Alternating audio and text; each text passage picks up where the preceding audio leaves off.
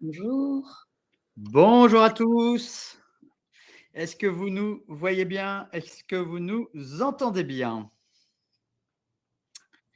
Pour cette troisième conférence de la journée du deuxième jour du SEO Square. Et Alix, Inès, vous nous faites l'honneur, côté SimilarWeb, de nous donner une super conférence pour, je dirais, nous faire regarder l'univers du search et de la visibilité de manière plus globale. C'est vrai que dans le SEO, on a tendance à penser Google First, canal d'acquisition de trafic. Mais en marketing digital, c'est très important d'avoir un regard global. Et en plus, ce qui est vraiment chouette, c'est que Inès, Alix, ça fait plusieurs années que vous donnez des conférences pour le SEO Square. À chaque fois, elles sont incroyables. J'avouerai, je me suis un peu auto-spoilé. J'ai regardé vos slides. Ça promet d'être exceptionnel. Donc, je vous souhaite une très bonne conf et profitez bien.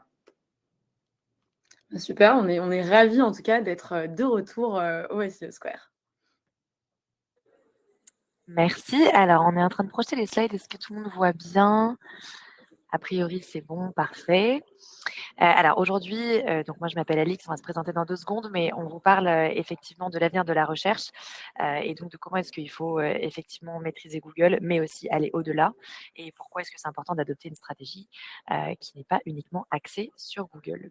Donc avant de plonger dans le vif du sujet, moi je m'appelle Alix Romatet, je travaille chez SimilarWeb depuis plus de 4 ans maintenant et je suis directrice, marketing des marchés internationaux et je suis accompagnée d'Inès. Moi, je m'appelle Inès Durand, ça fait 3 ans que je suis chez SimilarWeb, je suis Product Strategy and Operation Manager et je développe avec nos études produits des nouveaux datasets afin de permettre aux professionnels du SEO d'optimiser leur stratégie et d'être le plus efficace dans leur travail. Alors, de quoi est-ce qu'on va vous parler aujourd'hui et pourquoi est-ce que c'est important qu'on en parle et pourquoi est-ce qu'on a choisi ce sujet-là? Le premier point, c'est que, on va passer, en revue des innovations qui bouleversent vraiment le comportement des utilisateurs, en termes de SERP et on va voir comment est-ce qu'on peut tirer parti de ces nouvelles innovations. Le deuxième point, c'est qu'on va, regarder plus en profondeur comment est-ce que les SEO ont accès à des données, stratégiques qui vraiment peuvent faire progresser leur entreprise et innover en matière de SEO. Le troisième point, c'est, on va regarder quelles sont les opportunités, que vous, en tant que professionnel du SEO, vous manqueriez si jamais vous vous concentrez uniquement sur Google, et que justement vous n'allez pas faire, l'effort ou, l'extra mile, d'aller vous intéresser à ce qui se passe sur d'autres plateformes.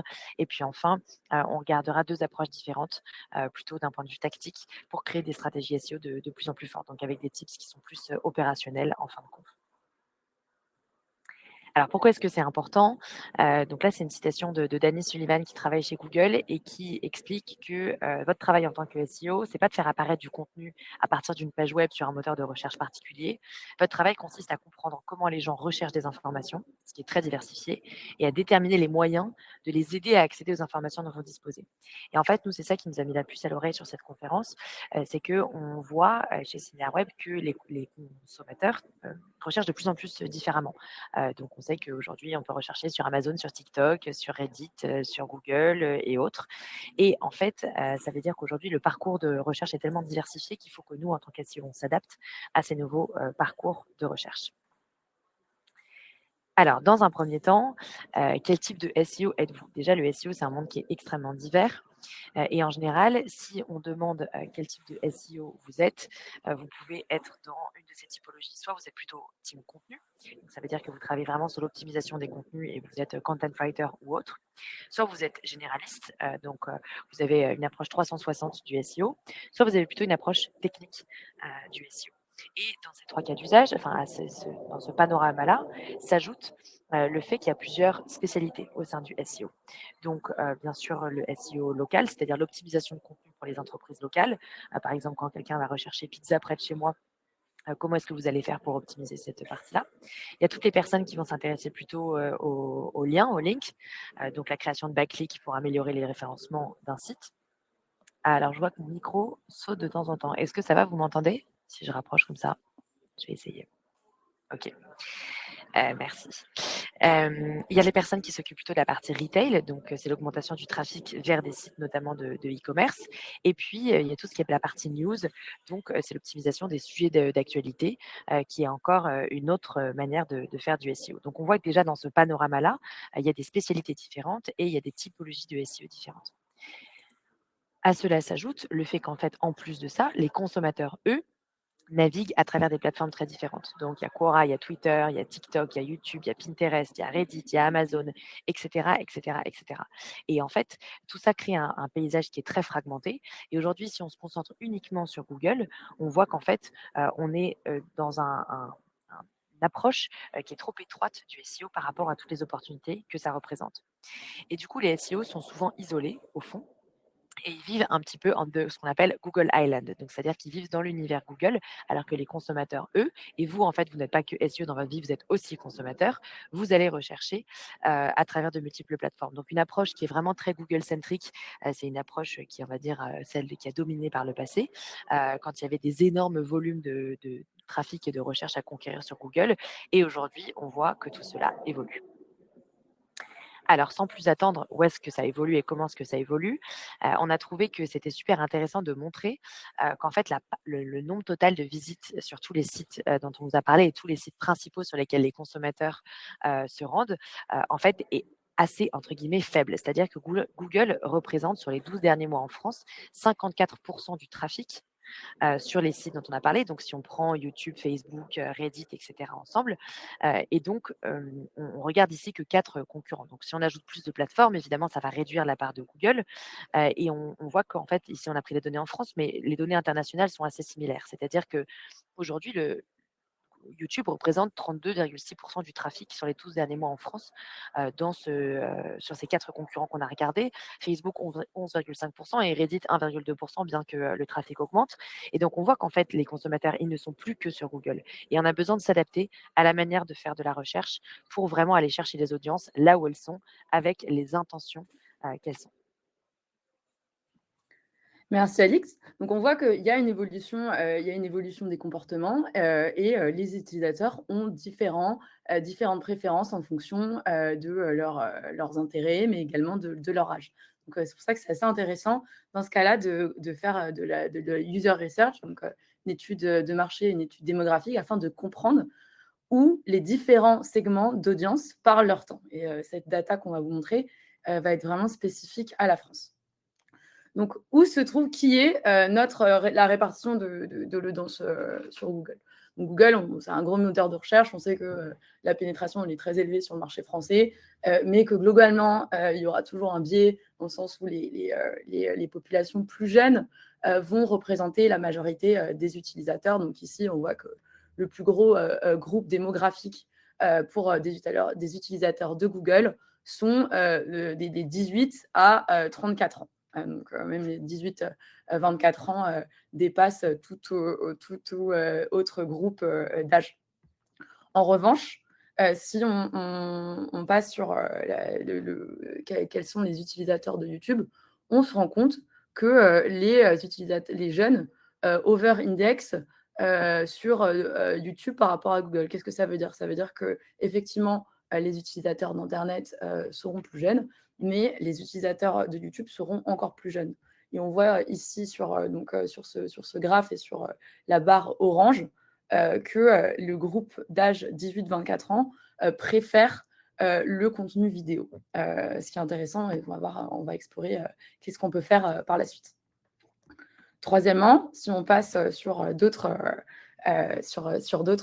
plateformes, donc Facebook, qui reste aujourd'hui encore, comme on a vu sur le graphe qu'a montré Alix, une des plus fortes plateformes sociales, on se rend compte que Facebook est plus importante comme plateforme dans les tranches d'âge supérieures, donc ici en vert, donc au-dessus de 34 ans, et donc on voit par exemple même que les 35-44 ans et les 55-64 ans représentent la majorité des utilisateurs comparé aux 18-24.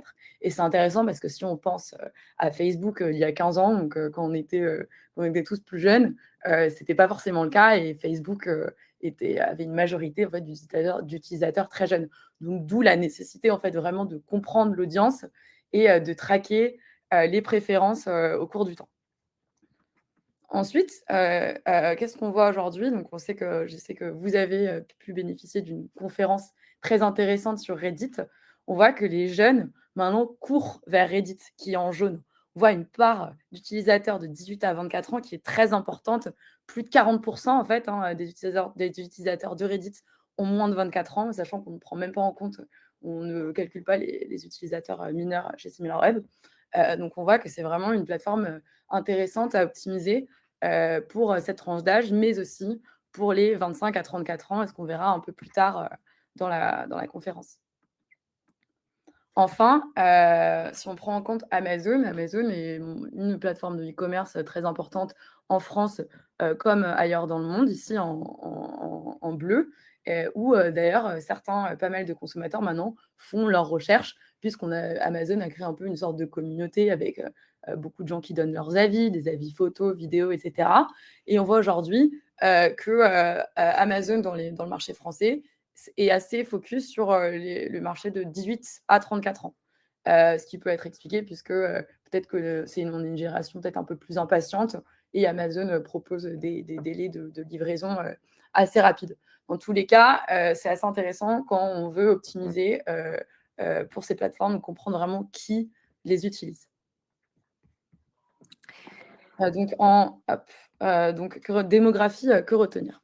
On a vraiment compris aujourd'hui que ces différents segments d'audience interagissent avec différentes plateformes de manière différente.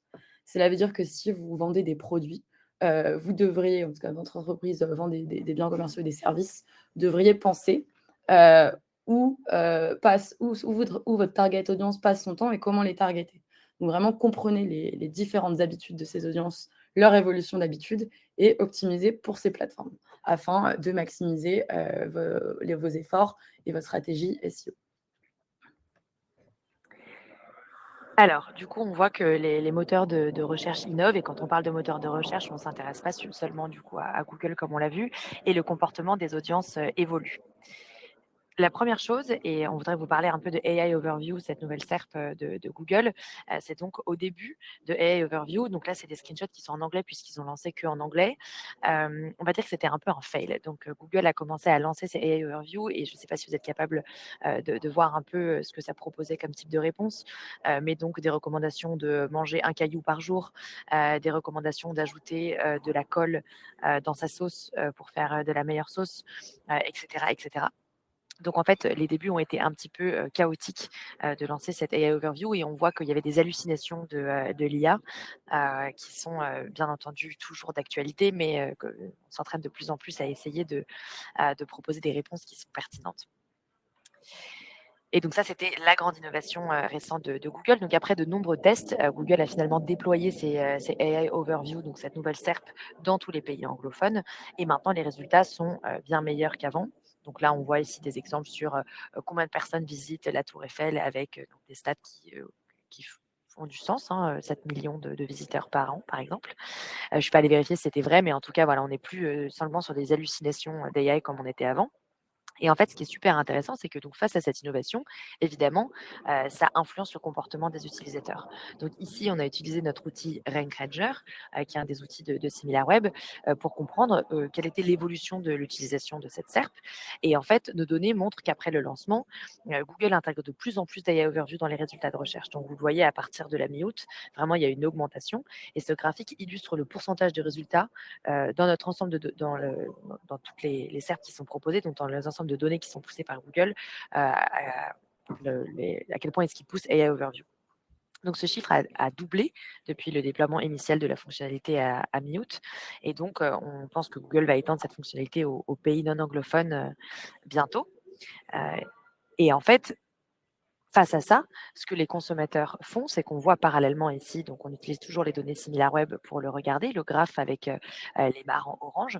On voit qu'en fait, à partir du mois d'août, donc c'est au moment du lancement de ces AI Overview, on voit que les clics sur les SERP ont commencé à diminuer. Donc en fait, les gens, au lieu d'aller finalement consommer le contenu et les liens qui étaient finalement poussés par Google et donc qui étaient les liens que vous cherchiez à optimiser pour arriver en haut des recommandations de Google, du référencement. Finalement, on voit qu'aujourd'hui, les gens, ils se renseignent, ils utilisent ces AI Overview et les gens de cliquent de moins en moins. Et donc là, on a un graphique qui montre qu'il y a 76% des recherches de AI Overview qui entraînent des zéro click search, donc des trafics, des recherches qui n'aboutissent pas sur un clic. Ce qui est vraiment du coup un changement important pour nous, de comprendre en fait qu'aujourd'hui, l'important ça va être d'être feature, d'être proposé, d'être poussé dans ces AI Overview plutôt que d'arriver dans les premiers liens. Alors, on peut se poser la question de ces intentions, bien sûr, de recherche et de ce qui est poussé par cette SERP de AI Overview.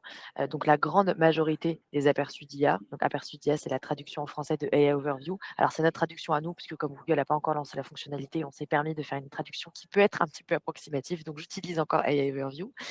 Donc, la grande majorité, en fait, ont une intention qui est informative. On voit qu'il y a quasiment 90% sur ce graphe des intentions de ces recherches qui sont encore à titre informatif. Et ensuite, on a l'intention transactionnelle qui arrive en second, puis navigationnelle, et puis bien sûr de SEO local. Et enfin, le dernier point, c'est sur la recherche d'emploi qui est vraiment très, très minime. Donc, bien sûr, on voit que la plupart du temps, ça pousse de l'information qui est vraiment informationnelle, ce qui n'est pas tout à fait étonnant. Mais donc, du coup, on voit beaucoup moins de clics en fait sur du contenu qui est très top of the funnel. Et donc toute cette stratégie d'avoir du contenu qui est informationnel pour ramener du trafic vers votre site, en fait, est plus forcément d'actualité. Et il va falloir changer ce modèle économique-là, ou en tout cas ce modèle d'acquisition. Et donc, on a besoin aujourd'hui en tant que SEO d'opérer un shift, une transformation de notre focus pour vraiment aller capturer d'autres types d'intentions ou alors aller sur d'autres types de plateformes pour capturer ces intentions-là. Alors, sur l'AI Overview, donc les principaux points à retenir, c'est le premier point où Google en est encore aux premières étapes en fait, de l'intégration de ces AI Overview dans les résultats de recherche. Donc, on est encore au tout début de ces innovations-là et il est assez probable que Google continue à investir dans cette fonctionnalité. Et au fur et à mesure que cette tendance se développe, on peut voir, enfin on s'attend en tout cas à voir étendre à d'autres langues que l'anglais et notamment donc du coup à voir apparaître cette fonctionnalité d'AI Overview dans les recherches, les résultats de recherche en français. Le deuxième point, c'est que ça attire, donc comme on l'a dit, beaucoup moins de clics que les résultats traditionnels. Et au fur et à mesure qu'en fait, Google va améliorer les fonctionnalités ou améliorer pardon, les réponses qui sont proposées, on est susceptible de voir de moins en moins de trafic en fait qui va venir dans nos classements. Et le troisième point, c'est bien sûr que les AI Overview concernent aujourd'hui principalement les recherches d'informations. Donc ça nous pousse en fait, nous, à venir diversifier notre stratégie de recherche pour pouvoir inclure d'autres typologies de recherche qui, du coup, seront susceptibles d'attirer du trafic vers nos sites. Merci beaucoup, Alix. Du coup, pour continuer cette conférence, on va continuer un peu à parler de la manière dont les SERPs sont utilisés et dont les AI Overview par des grands acteurs du web, notamment Reddit. Donc, pourquoi Reddit? On en parle aujourd'hui. Ce qui est intéressant, c'est qu'en fait, Reddit a conclu en février, pardon, un accord pour 60 millions de dollars avec Google, spécifiquement lié à l'utilisation de son contenu pour former les modèles d'IA de Google. Donc, ce qui a résulté à une augmentation massive de la visibilité de Reddit dans les résultats de recherche et de trafic, et ce qui pourrait s'expliquer par plusieurs facteurs liés à cet accord. Premièrement, une intégration améliorée des données. Donc, les modèles d'IA de Google ont probablement acquis une meilleure compréhension du contenu de Reddit, qui est souvent très riche en discussions générées par les utilisateurs sur une large gamme de sujets qui peut aller du jardinage à comment récupérer sa femme, c'est un peu, ou des jeux vidéo. Donc, cela a pu conduire à une meilleure indexation et un meilleur classement du contenu de Reddit sur Google, car l'IA de Google est capable de mieux comprendre et contextualiser ces informations. Deuxièmement, ça a donné un avantage en termes de SEO. Donc, le contenu de Reddit qui est user native et qui est souvent sur des recherches de niche très spécifiques a toujours été une source précieuse d'informations générées par la communauté. Par exemple, si vous faites une recherche un peu niche sur les meilleures auto-écoles dans votre quartier ou à Paris, etc., vous pouvez avoir pas mal de recommandations très pertinentes générées par des utilisateurs qui vont atterrir en haut en fait, des résultats Google. Donc, grâce à cette intégration très approfondie, Google pourrait afficher les résultats de Reddit plus fréquemment, car ces discussions offrent des réponses détaillées et centrées sur la communauté qui répondent bien à l'intention de recherche. Donc, on voit vraiment que les deux entreprises bénéficient de ce partenariat, puisque Reddit récupère plus de trafic et rank plus haut, et Google, en fait, apparaît comme meilleur, donner des meilleures recommandations de résultats qui répondent aux besoins des internautes. Donc maintenant, on va voir un petit peu la conséquence. En fait, on constate que Google donc, envoie une quantité massive de Reddit par les SERP, donc les pages de résultats de moteurs de recherche en français. Et rien qu'en août, Reddit a reçu 28,78 millions de recherches. 76, pardon. Et on observe également qu'une grande partie de ces recherches sont des recherches de marque, donc branded, donc plus de 60%. Et on verra dans un instant ce que ça signifie pour Reddit. Donc aujourd'hui, si on regarde un peu la part, le type de recherche qui arrive à Reddit, donc le type de mots-clés, on s'aperçoit que 91% des recherches sont à titre informatif. Les consommateurs, des internautes qui ont des questions sur plein de sujets différents et qui trouvent chaussures à leurs pieds sur les résultats des SERP et sur les suggestions de subreddit où ils vont trouver leurs réponses, ou vers lesquelles ils vont et ils vont trouver leurs réponses. Aujourd'hui, on n'a que 4% des recherches qui sont à visée transactionnelle et qui atterrissent sur Reddit, mais on peut penser quand même à Reddit comme une plateforme, un vecteur d'information qui est important à optimiser. Donc on voit également que Reddit, en fait, aujourd'hui, change carrément le comportement de recherche, en tout cas pour la frange un peu plus jeune de la population, où les recherches à caractère informationnel, elles vont même plus porter sur une question spécifique, mais vers le subreddit. Donc subreddit, je ne sais pas si vous êtes un peu familier avec Reddit, c'est un peu des forums, des sous-forums sur Reddit qui sont spécifiques. Ici, à l'écran, on a plusieurs exemples. Ça va de Netflix et au piratage sur Netflix aux droits des hommes, men's rights, ou sur des jeux vidéo. Donc on voit vraiment que les utilisateurs, ils vont même plus poser leurs questions sur Reddit, sur Google, pardon, comment les souscriptions comment pirater un film de Netflix. Ils vont directement aller sur le subreddit. Donc on change le comportement des utilisateurs. D'ailleurs, par exemple, on va regarder pour le seul mois d'août, nos données ont rapporté plus de 824 000 mots-clés différents en France vers Reddit. Donc voici quelques-uns des plus importants. Twitch, plusieurs mots-clés notamment sur les jeux vidéo, mais également sur les mangas. Il y a vraiment des communautés assez actives, les Sims 4, etc. Et on s'aperçoit que sur certains sous-sujets, donc ici, c'est Anywave, c'est un site spécialisé dans les mangas. On voit que Reddit rank sur la SERP plus élevé, plus élevé sur la droite, je ne sais pas si vous voyez, que plusieurs sites spécialisés dans les mangas. Arrive en 3e position. Donc on voit vraiment l'importance de Reddit sur les SERP et sa mise en avant, en tout cas, sur Google. Donc un peu maintenant, en résumé, comment optimiser Reddit? Quels sont les points à retenir? Donc Reddit commence vraiment à dominer les recherches informatives et risque d'empiéter sur votre trafic organique. Donc qu'est-ce qu'il faut? Il faut développer votre présence sur les subreddits de votre industrie qui peuvent répondre aux questions les plus sensibles de vos utilisateurs, mais également comprendre grâce à des sources de données comme SimilarWeb, quels sont les sujets les plus sensibles et les plus tendances pour répliquer ces sujets et créer du contenu qui va répondre aux questions des utilisateurs. Troisièmement, diversifier votre trafic de recherche en utilisant des annonces payantes sur Reddit. Surtout si vous rendez compte que votre target audience passe de temps dessus, ça peut être vraiment un vecteur intéressant pour obtenir du trafic. Et enfin, vous pouvez comme je l'ai dit, utiliser Reddit, qui est une source d'information sur les insights utilisateurs comme inspiration pour votre contenu, qui résonnera donc plus avec votre target audience. Alors, en plus, de Reddit qui aujourd'hui est vraiment pénétré par des communautés, on va dire, assez spécifiques, mais qui se développent sur des sujets plus entre guillemets «mainstream». On a aussi bien entendu, tous les sujets autour de la vidéo. Donc évidemment la vidéo c'est pas l'innovation de l'année non plus, mais on peut peut-être se rappeler que ça a été une énorme innovation. Mais en tout cas, on voit qu'aujourd'hui la vidéo, évolue sur la manière dont les gens utilisent, Google.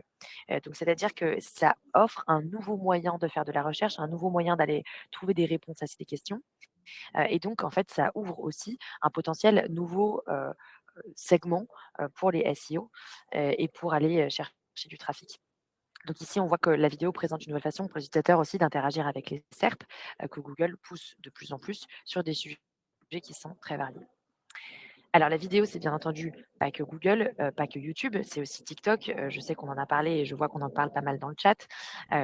TikTok, bien entendu, montre, une croissance, de year on year, donc d'année en année qui est constante dans les SERP, hein. Encore une fois, ici, on regarde vraiment la partie SERP, donc dans les SERP en France.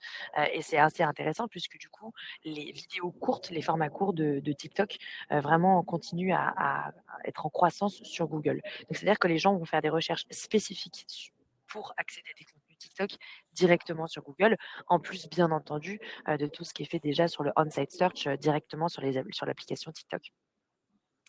Donc, la répartition du trafic qui va mener vers TikTok, déjà donc ce trafic il est à 80 tiré par des recherches, qui portent le nom de TikTok dans la recherche. Donc en fait, les gens ils ont dans l'intention d'aller chercher du contenu sur TikTok. Comme on voit ici, on a mis le screenshot sur, quelques exemples en France. Donc du coup, ça veut dire qu'il y a que 20 de ces résultats qui sont non branded, et donc c'est des recherches qui sont principalement vraiment organiques. Donc c'est-à-dire qu'il y a pas beaucoup de pubs qui sont faites dessus et que vraiment les gens, veulent aller chercher du contenu qui est du contenu vidéo et ils ont l'intention de le faire. On observe à peu près la même chose, côté YouTube. Et donc en fait, côté YouTube, le trafic YouTube augmente aussi, alors que c'est déjà un géant, hein. On voit qu'on est sur, à peu près quasiment 150 millions 000 de recherches, donc c'est vraiment énorme. Donc le trafic de YouTube continue à augmenter de manière très régulière et en fait, YouTube affiche une augmentation constante du trafic, dans les SERP, français, sur Google. Donc les 2 sont en fait, continuellement en croissance avec une majorité écrasante de trafic qui est bien entendu, organique. Et ce qui est intéressant, c'est de voir que de la même manière qu'on a vu que TikTok, vraiment les gens, ont l'intention d'aller chercher des vidéos qui sont courtes, sur TikTok en les tapant sur Google, bah, on voit à peu près la même chose avec, YouTube où 66 des recherches YouTube portent sur la marque. Donc en fait, YouTube obtient énormément de trafic à partir de Google et surtout un trafic à partir d'un éventail de mots-clés qui est extrêmement large avec, on va le voir juste après, un éventail d'intentions qui est aussi extrêmement large. Donc on pourrait penser que les gens qui font des recherches sur, YouTube sont uniquement des gens à titre informatif, que de la même manière que Reddit, c'est des communautés bien précises et cetera. Ce qu'on voit en fait est assez différent. C'est-à-dire que non seulement il y a énormément de mots-clés qui vont, être recherchés pour aller chercher des résultats directement sur YouTube, mais en plus, on a vraiment une intention qui est à la fois, navigationnelle et transactionnelle beaucoup plus importante, que ce qu'on voyait tout à l'heure sur Google ou, même sur d'autres plateformes. Et donc en fait, les gens aujourd'hui, ils ont des intentions qui sont assez diverses quand ils vont sur YouTube, ce qui veut dire qu'il va falloir commencer à adapter le contenu, que vous proposez sur YouTube ou en tout cas adapter votre SEO pour pouvoir venir capturer ces intentions-là. Et donc nous, ce qu'on conseille aujourd'hui aux entreprises avec lesquelles on travaille, c'est d'utiliser vraiment la vidéo pour élargir votre visibilité, SERP. En fait, c'est vraiment une opportunité aujourd'hui de venir créer du contenu, vidéo et donc on voit, ici, par exemple, des exemples, sur, des mots-clés, vraiment qui permettent de venir, proposer enfin qui permettent de pousser votre visibilité sur notamment les short vidéos, c'est les vidéos courtes, et il y a à peu près, 20, là pardon 80, mots-clés sur lesquels on s'est amusé à faire l'exercice et de voir en fait comment est-ce que tout cela peut capturer des nouvelles intentions de recherche sur des plateformes qui sont aujourd'hui encore pas encore largement pénétrées et maîtrisées par les professionnels du SEO. Donc les points clés sur la vidéo, c'est que, donc bien entendu, les résultats vidéo gagnent en importance dans les recherches de Google. Donc on ne vous parle même pas des recherches qui sont faites directement, encore une fois, sur TikTok et sur YouTube, mais là on parle de la recherche à partir de Google. Et ça offre de nouvelles opportunités SEO pour aborder des audiences qui sont différentes avec des intentions qui sont différentes. Donc bien entendu, c'est encore largement informatif, mais il existe une variété de résultats, qui aujourd'hui suggèrent, qu'il y a des audiences à capturer sur ces canaux-là avec de l'optimisation qui peut être faite directement à partir de Google également.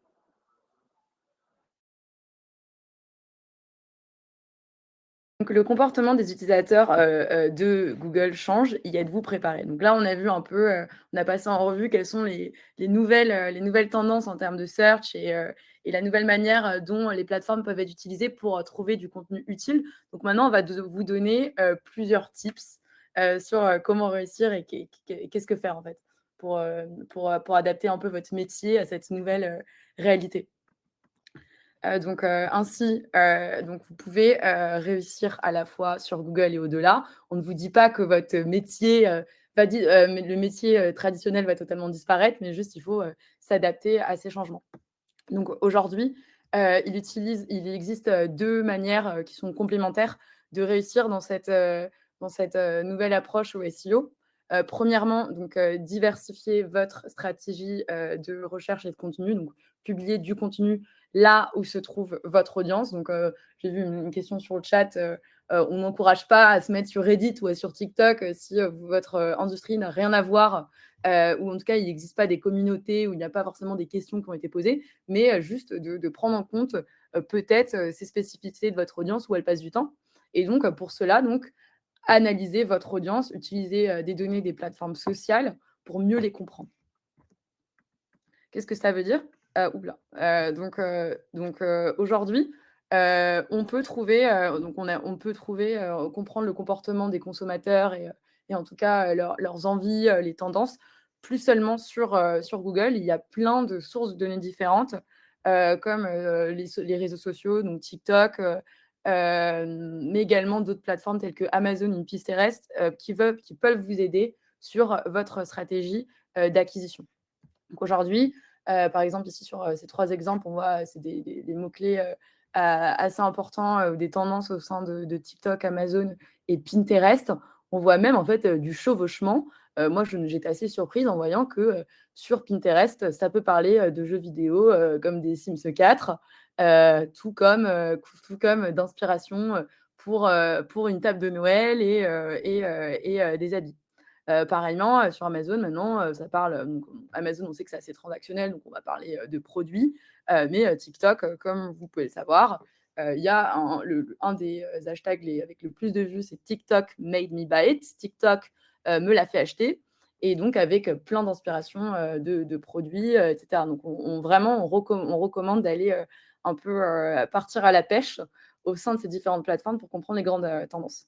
Comment on fait? Premièrement, sur TikTok, on peut avoir accès en fait aux statistiques d'engagement sur les vidéos. Soit avec des données de social listening, mais également simplement de manière publique, hein. Vous pouvez taper un hashtag pour regarder les trending hashtags et comprendre qu'est-ce qui buzz vraiment.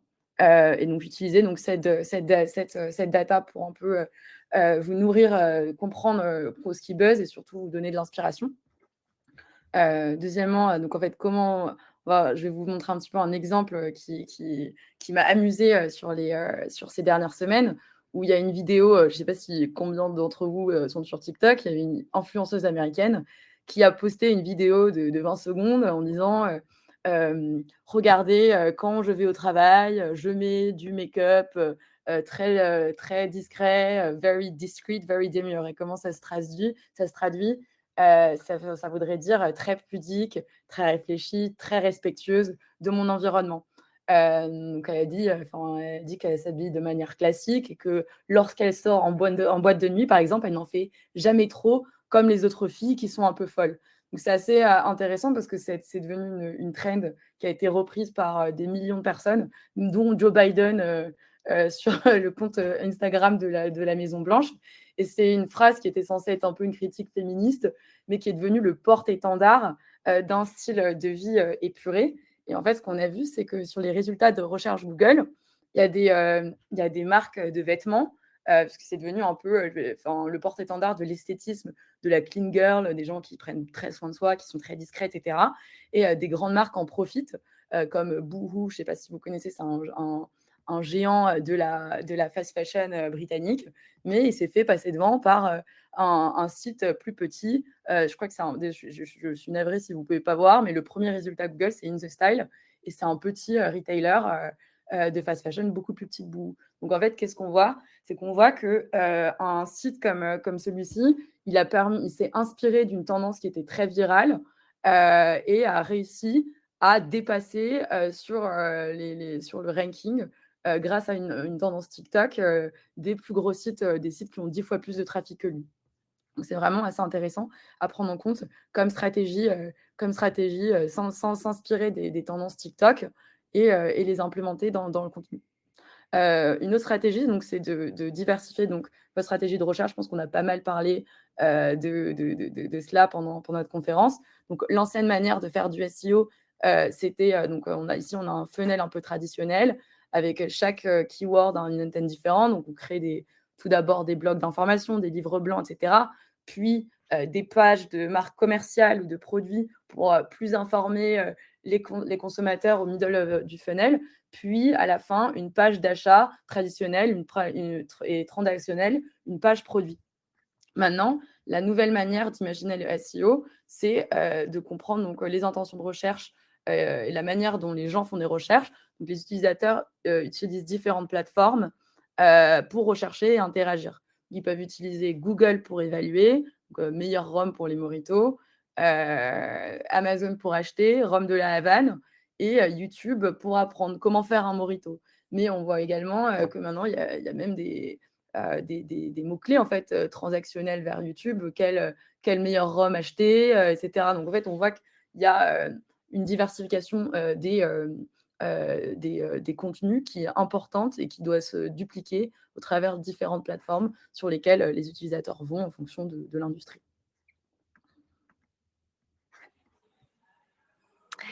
Alors, donc du coup, en tant que SEO, vous disposez, normalement, vous êtes censé disposer des données qui vous permettent de conseiller la stratégie du bon canal à adopter.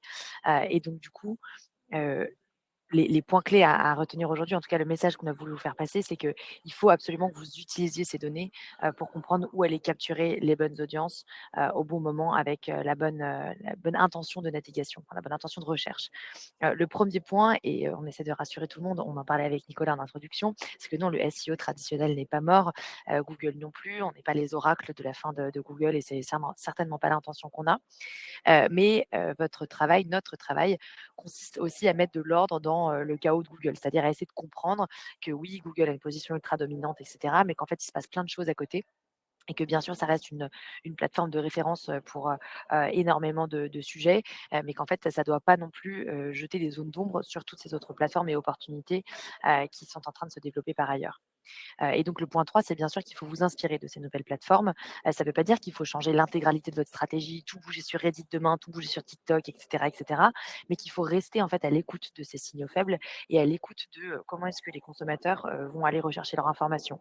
Bien entendu, aujourd'hui, Reddit reste une plateforme qui est une plateforme, on va dire, d'initiés, avec des communautés bien spécifiques, mais qui se développe et qui peut s'emparer demain d'un trafic qui est tout à fait on va dire, mainstream, de la même manière qu'on l'a vu sur YouTube, où avant c'était, bien entendu des recherches qui étaient très précises et puis surtout, largement informationnelles et on voit qu'au fur et à mesure des années, en fait, ces intentions de recherche deviennent de plus en plus navigationnelles, transactionnelles et cetera et que donc du coup on doit s'adapter pardon à ces évolutions de comportement. D'où le point 4, qui est qu'en fait, c'est pas vous qui devez décider des canaux sur lesquels vous allez investir parce que vous trouvez ça intéressant ou parce que c'est tout nouveau. C'est vraiment votre audience, qui doit déterminer les plateformes que vous ciblez. Et pour ça, il faut absolument que vous ayez, bien entendu, les données qui vous permettent de comprendre comment votre audience recherche et donc c'est-à-dire d'avoir vraiment une compréhension fine, de qui sont les gens, à qui vous vous adressez. Moi, je voyais dans le chat, il y avait beaucoup de questions sur: «Et si je suis une boîte B2B? Et si je travaille dans un environnement niche?» Alors moi, j'ai pas la réponse pour vous spécifiquement, enfin, en l'occurrence, boîte B2B, étant dans le marketing, dans une boîte B2B, j'ai peut-être un peu plus de connaissances là-dessus, mais ça va vraiment dépendre de l'audience que vous targetez et de comprendre quels sont les comportements de ces personnes-là spécifiquement et où est-ce que vous pouvez les capturer. Le point 5 du coup, c'est, plutôt que de posséder, tous ces canaux supplémentaires et de faire, vraiment une tactique, d'aller chercher, à être présent sur l'intégralité des canaux, il faut chercher plutôt à influencer ce comportement de recherche-là et à faire en sorte que vous créiez des ponts entre ces différents canaux. Donc comment est-ce que vous pouvez avoir une stratégie qui est, on va dire, alignée entre ce que vous proposez sur Google, ce que vous proposez sur Reddit, ce que vous proposez sur YouTube, potentiellement sur TikTok et faire en sorte que tout ça soit, assez fluide. Et donc le point 6, c'est bien entendu aujourd'hui de partager. Donc on a dit le SEO devient vraiment aussi la pierre angulaire d'une stratégie marketing plus large. Et donc vous, votre compréhension fine de cette audience, la compréhension des évolutions des comportements de recherche, ce sont des données qui sont extrêmement importantes à partager avec le reste de votre organisation. Elle a besoin, que ce soit les équipes de paid media, que ce soit les équipes qui sont en dehors des sphères d'acquisition, les personnes qui travaillent dans votre équipe marketing ont besoin d'avoir vos inputs, d'avoir vos insights en fait pour comprendre vraiment comment est-ce que vous pouvez adapter aussi le message que vous proposez, les produits que vous proposez, etc., etc. Donc, c'est plus seulement un métier qui est en silo. On cherche vraiment à vous proposer quelque chose, enfin, à faire du SEO, un métier qui est la pierre angulaire du marketing. Alors, donc comment est-ce que, j'ai vu qu'il y a aussi beaucoup de questions sur les sources des trafics et cetera. Donc, bien sûr, on a vu que les SERP évoluent, les comportements des consommateurs évoluent, donc il faut que vous ayez un outil SEO qui s'adapte. Nous, bien entendu, on prêche pour notre propre, paroisse. Je ne sais pas si c'est l'expression, mais potentiellement. Qui est que, donc nous, on utilise bien évidemment SimilarWeb. Donc tous les graphes que vous avez vus, tous les insights et cetera pour, réaliser cette présentation ont été préparés avec la plateforme SimilarWeb, qui vous permet de faire de la recherche de mots-clés avec des données qui sont des données réelles d'utilisateurs. Si vous avez des questions sur la méthodologie, on pourra en parler de manière séparée. Et en fait, nous, ces données d'utilisateurs réels sont mises à jour quotidiennement. Donc, c'est assez intéressant de pouvoir voir ce qui s'est passé il y a 48 heures. Ça nous permet vraiment de capturer des tendances très fines et d'être à l'écoute des signaux faibles. On a bien entendu aussi du rank tracking, donc du suivi de classement qui couvre l'ensemble des SERP et l'ensemble de l'environnement concurrentiel dans lequel vous opérez, avec des analyses de backlink, bien sûr une base de données de 360 trillions de liens. J'ai dû hier googler ce que c'était que trillion. D'ailleurs, j'ai même pas utilisé Google, j'ai utilisé ChatGPT pour m'expliquer ce que c'était que trillion. Et avec bien évidemment des fonctionnalités d'audit de site et d'analyse concurrentielle. Donc, tout ce que vous avez vu se base sur SimilarWeb. Et si vous avez des questions sur SimilarWeb ou sur notre présentation, on est là pour y répondre. On va regarder ça dans le volet Q&A qui nous est proposé. Donc, merci pour votre écoute et on espère que ça a été intéressant. Very mindful, very demure. Un grand merci à vous deux, Alix, Inès, vraiment top cette conférence, un trillion de merci, je pense on peut dire. Le temps que vous choisissiez les questions, on a 8-9 minutes devant nous. Moi, je tenais à dire, cette conférence, elle est super intéressante. Si on dézoome d'un point de vue marketing digital, sur les 10 dernières années, je pense concrètement, ce qu'il faut prendre en compte, c'est qu'un internaute, il y a 10 ans et maintenant, utilise des plateformes beaucoup plus variées, beaucoup plus différentes. Souvent, l'enjeu, c'est d'être visible sur ces différentes plateformes dans le parcours client. Souvent, le contenu est un moyen d'eux, clairement. Et donc, gardons en tête systématiquement le parcours client et clairement le fait de pouvoir le mesurer pour sa propre audience, c'est un enjeu pour miser sur les bons chevaux. Donc, j'ai vraiment trouvé votre conférence vraiment ultra intéressante. Et maintenant, je vous laisse pour répondre aux questions. Alors, il y a une première question qui est, c'est une des plus votées d'ailleurs, c'est est-ce valable tout ce dont on vient parler en B2B? Et en fait, on s'aperçoit, je pense que même Alix pourra y répondre de manière plus profonde puisqu'elle est responsable du marketing. Mais oui, nous, en tant que professionnels, on utilise différentes channels pour, même vous, pour comprendre quels sont les meilleurs outils SEO. Vous allez sûrement sur YouTube, il y a des milliers de vidéos sur YouTube destinés au SEO, même sur TikTok, sur Reddit. Donc, en fait, tous ces enseignements peuvent également s'appliquer au secteur B2B, mais Alix, je te laisse compléter. Ouais, alors du coup, moi, c'est évidemment une question qui me tient à cœur puisque c'est mon cœur de métier. Donc, je travaille beaucoup avec notre directrice SEO sur comment est-ce qu'on peut faire pour, nous qui sommes une boîte B2B, pour justement utiliser tous ces nouveaux canaux. Alors, c'est intéressant de voir que c'est d'ailleurs, dans un premier temps, une collaboration qu'on fait énormément avec aussi notre équipe d'acquisition payante. Donc, c'est vraiment un effort qui est joint entre les endroits où on va commencer à aller créer du contenu et avoir une stratégie SEO sont aussi des endroits où on va commencer à investir en paid pour avoir un effet boule de neige qui va nous permettre d'être plus successful. Et donc, du coup, on le fait avec du user-generated content qui, je suis sûre, est un concept avec lequel vous êtes familier sur Meta. qui était une plateforme dans laquelle on n'avait pas trop investi avant. Et on se rend compte qu'en fait, donc en B2B, c'est une plateforme pour nous qui marche assez bien. On a commencé à investir TikTok également. Donc je vois qu'il y avait aussi pas mal de questions sur TikTok. Donc c'est pas forcément un canal d'acquisition, on va dire, top of mind auquel vous penseriez de prime abord quand vous pensez à de l'acquisition B2B. Et en fait, nous, on commence à voir que ça fonctionne assez bien et que finalement, en termes de brand awareness, c'est vraiment un canal qui est assez intéressant. Et je rebondis aussi, je voyais qu'il y avait un commentaire dans le chat sur le fait qu'il fallait se méfier des tranches d'âge. Alors bien sûr, nous, du coup, comme on est une boîte B2B, c'est certain que on vise pas forcément des gens qui sont déjà entre 15 et 25 ans. On va viser des gens qui sont plutôt dans des tranches d'âge un peu plus mûres. Et en fait, on voit que TikTok résonne assez bien. Donc effectivement, c'est pas parce que on pense que TikTok est un réseau social uniquement pour les jeunes que on peut pas du tout réussir si on target des gens qui sont un peu plus âgés en termes de démographie, puisque nous, on en a la preuve, du coup, j'allais dire en images, mais donc en stats là-dessus. Donc oui, c'est tout à fait valable en B2B. On n'a pas encore investi vraiment Reddit et on est en train de regarder justement comment est-ce qu'on pourrait mettre en place une stratégie SEO B2B sur Reddit, puisqu'on voit qu'il y a déjà des mentions qui sont assez fréquentes et en fait, il y a des communautés et des subs Reddit qu'on pourrait vraiment venir pénétrer. Donc, voilà, on est en plein dans cet exercice-là nous-mêmes, donc un exercice exploratoire. Et d'ailleurs, il y a une autre question et qui peut être un bon segue sur la fin de ta question, qui est au final, en tant que SEO, on doit se spécialiser selon la tranche d'âge d'audience du site, c'est-à-dire si les clients viennent de TikTok, se focus sur juste se concentrer sur le SEO TikTok ou rester généraliste sur Google. Donc, comme Alix disait, effectivement, toujours les tranches d'âge sont à prendre avec des pincettes. Par exemple, si on prend exemple de marques de beauté. La beauté, c'est un secteur assez dynamique sur TikTok, où il y a des marques B2C qui ont une majorité d'audience plutôt jeune, mais en fait, qui sont les acheteurs? C'est aussi la famille, sans tomber dans des clichés sexistes, mais les mères peut-être, et qui utilisent, elles, peut-être des canaux plus traditionnels.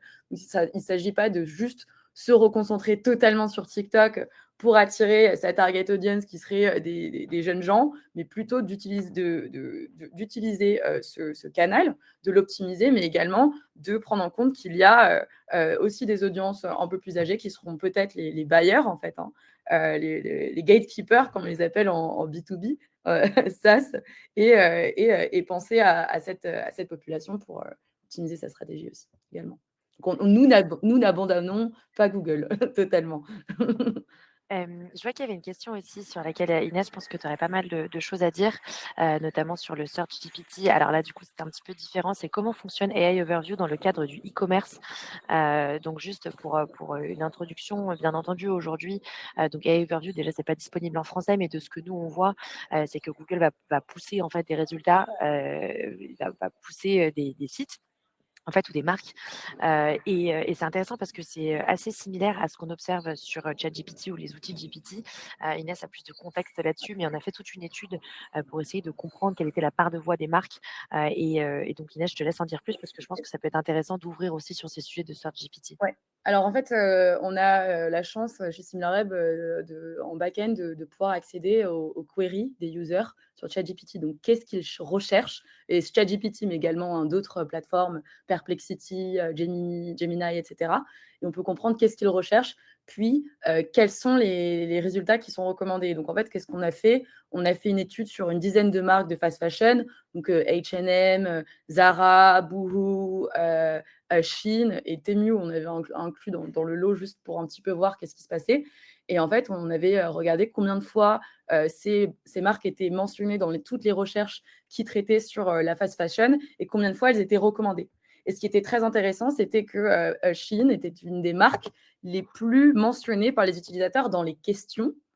En revanche, dans les réponses, elle était recommandée par ChatGPT, 10 fois moins en tout cas qu'elle était mentionnée dans les questions. Donc, je peux vous mettre dans le lien, dans le chat, un article un article que j'ai publié sur ce case study. Mais on voit vraiment l'importance d'optimiser non seulement pour faire du SEO traditionnel, mais comprendre comment ChatGPT ou les AI Overview choisissent le contenu et mettent en avant le contenu pour être sûr d'être recommandé et d'apparaître dans les résultats de recherche. Alors, je pense qu'il nous reste juste une petite minute. Je vois qu'il y a une question sur le pricing de SimilarWeb. Alors, du coup, j'en profite pour venir débunker des fake news. Je vais me prendre pour une journaliste en 2 secondes. Et donc, souvent, il y a cette impression qu'on n'est pas price friendly pour les nouveaux consultants et les petites structures. Sachez qu'il y a une offre chez nous qui s'appelle l'offre No Touch, donc ce que vous pouvez venir découvrir sur le site de SimilarWeb, qui coûte seulement une petite centaine d'euros ou un peu plus par mois, et qui vous donne accès en fait aux données de SimilarWeb, donc aussi pour les nouveaux consultants, pour les freelances, pour les gens qui débutent. C'est une offre qui peut tout à fait vous accompagner et vous donner déjà accès à tout un tas de données. Donc n'hésitez pas à venir faire un tour pour voir. Je ne sais pas, Nicolas, si on a le temps de prendre une dernière question peut-être. Allez, une dernière, soyons fous, il nous reste 1 minute. Alors, tac, tac, tac, je regarde parce qu'il y a eu beaucoup de questions. Beaucoup de questions. Alors, les secteurs niches, on en a déjà un petit peu parlé.